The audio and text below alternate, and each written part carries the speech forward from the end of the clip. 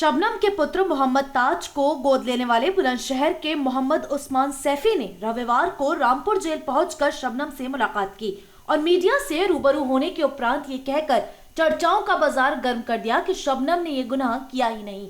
आपको याद दिला दें कि वर्ष 2008 अप्रैल के महीने की 14 और 15 तारीख को हसनपुर थाना क्षेत्र के गांव बावनखेड़ी की उस घटना को दुनिया शायद कभी नहीं भुला पाएगी, जिस दिन एक टीचर से हैवान बनी बेटे ने अपने ही माँ बाप, भाई भाभी और भतीजे को मौत के घाट उतार दिया था। उत्तर प्रदेश की तत्कालीन मुख्यमंत्री मायावती द्वारा घटना को संज्ञान में लिया गया और इस मामले का जल्द से जल्द खुलासा करने की बात कही गई थी, जिस पर हसनपुर कोतवाली में तैनात इंस्पेक्टर आरपी गुप्ता द्वारा मामले को 3 दिन के अंदर ही खोल दिया गया और मकतूल के कातिलों द्वारा भी इस गुनाह को कबूल कर लिया गया। हालांकि तभी से शबनम जेल की चारदीवारी के पीछे सजा काट रही है और उसका प्रेमी भी सलाखों के पीछे अपनी जिंदगी के अंतिम दिन गिन रहा है।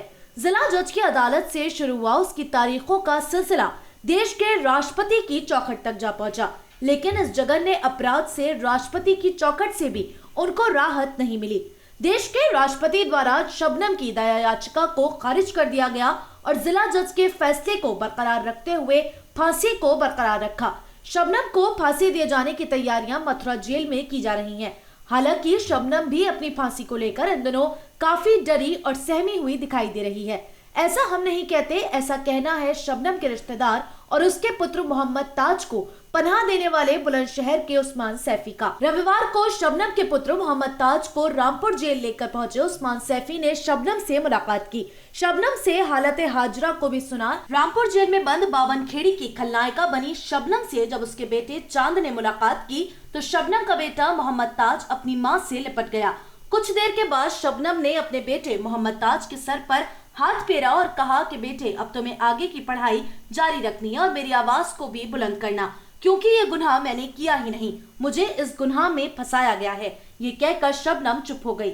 ऐसा हम नहीं कहते, ऐसा कहना है मोहम्मद चांद को पनाह देने वाले बुलंदशहर के मोहम्मद उस्मान सैफी का। रामपुर जेल में शबनम से मुलाकात कर बाहर आए मोहम्मद उस्मान सैफी द्वारा बताया गया कि शबनम काफी खामोश है और किसी भी पहलू पर बात नहीं करना चाहती। मोहम्मद उस्मान सैफी द्वारा कहा गया कि जब मैंने शबनम से कहा कि आप अपनी जिंदगी के बारे में सच्चाई को बयान करें तो शबनम द्वारा कहा गया कि ये गुनाह मैंने नहीं किया, मुझे फंसाया गया है। शबनम को फांसी की सज़ा देने की जब खबर आई कि उसकी तैयारी चल रही है तो उसको लेकर मुझे जेल से सूचना मिली थी। शबनम बहुत ज़्यादा परेशान है, उधर बुलंदशहर में मोहम्मद ताज बहुत परेशान थे, तो इन दोनों की आपस में मुलाकात कराने के लिए हम लोग पहुँचे तो ये दोनों बहुत ज़्यादा एक दूसरे को लेकर परेशान हो गए और एक दूसरे को इन्होंने तसल्ली भी दी है। इस बीच मैंने इन 5 सालों में या 5.5 सालों में जब से मेरे ताज मेरे पास है, मैंने कभी भी शबनम से बावनखेड़ी कांड के बारे में नहीं पूछा था। जो मैंने आज उनसे सवाल किया कि क्या ये तुमने किया है या किसी और ने, क्या मामला है पूरा, उन्होंने कहा कि मुझे फंसाया गया था और मैं मीडिया के माध्यम से प्रदेश सरकार से और देश की सरकार से अपील करती हूँ कि इस मामले की CBI जांच हो ताकि दूध का दूध और पानी का पानी हो जाए। तो क्या लगता है आपको, पहले जांच हुई थी, पहले भी तो जांच हुई थी इस केस को लेकर, देखो इतने लंबे टाइम बाद आज क्यों बोला है शबनम ने ऐसा? शबनम ने ये बताया कि वो पहले भी जेल के माध्यम से भी, पत्र के माध्यम से भी और मीडिया के माध्यम से भी सवाल उठाती रही हैं, लेकिन उनकी आवाज़ वहाँ तक नहीं पहुँची जहाँ तक पहुँचनी चाहिए थी, जो CBI जांच करवा सकते हैं। अच्छा, शबनम को फांसी का आदेश होने के बाद पहला व्यवहार क्या था और आज आप मिले हैं, क्या व्यवहार बदला हुआ मिला? तो जाहिर सी बात है वो बहुत ज़्यादा परेशान हैं और ठीक से खाना भी नहीं खा रही हैं, ठीक से मतलब वो थोड़ा सा घबराई हुई हैं, परेशान है बहुत ज़्यादा।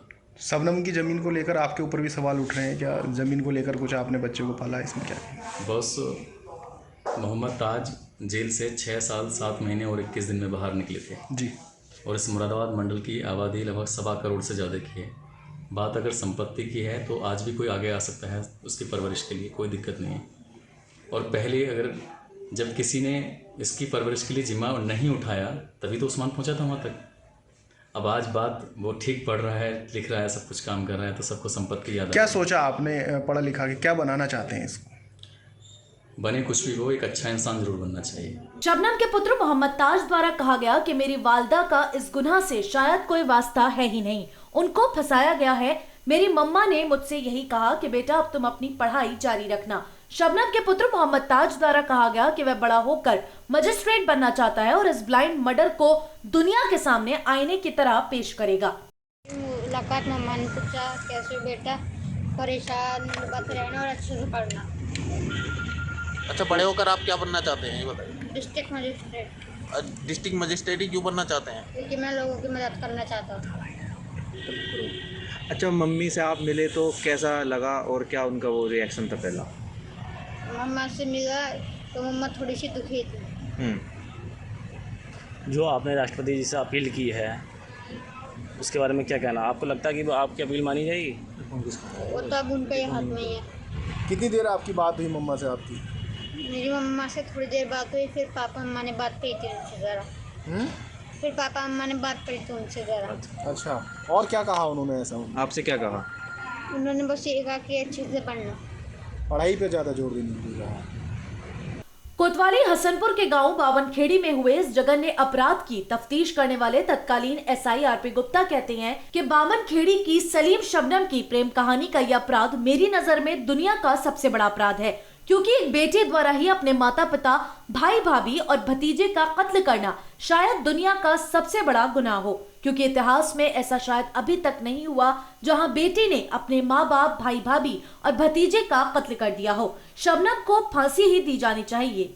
कुल मिलाकर शबनम और सलीम की लव स्टोरी का एंड होने जा रहा है। वहीं शबनम के पुत्र मोहम्मद ताज को पनाह देने वाले बुलंदशहर के मोहम्मद उस्मान सैफी ने शबनम को बेगुनाह बताकर नए अध्याय को आरंभ कर दिया। लेकिन हमारा भारतीय संविधान भावनाओं को नहीं मानता। यहाँ पर जरूरत होती है साक्ष्यों की, और सबूत शबनम के खिलाफ खड़े हैं। आगे आने वाले दिनों में शबनम को फांसी होगी या उसकी कहानी ऐसे ही चलती रहेगी, ये तो कोई नहीं जानता। लेकिन शबनम और सलीम की इस लव स्टोरी का अंत कैसे होगा, ये भी समाज के लिए एक सबक ही है। देश के राष्ट्रपति का फैसला समाज को एक नई दिशा भी देता है कि कभी भी किसी भी हाल में अगर कोई गुनाह किया जाता है तो उसकी सजा सिर्फ और सिर्फ मौत ही होगी। सिटी चैनल के लिए शकील सैफी की एक विशेष रिपोर्ट।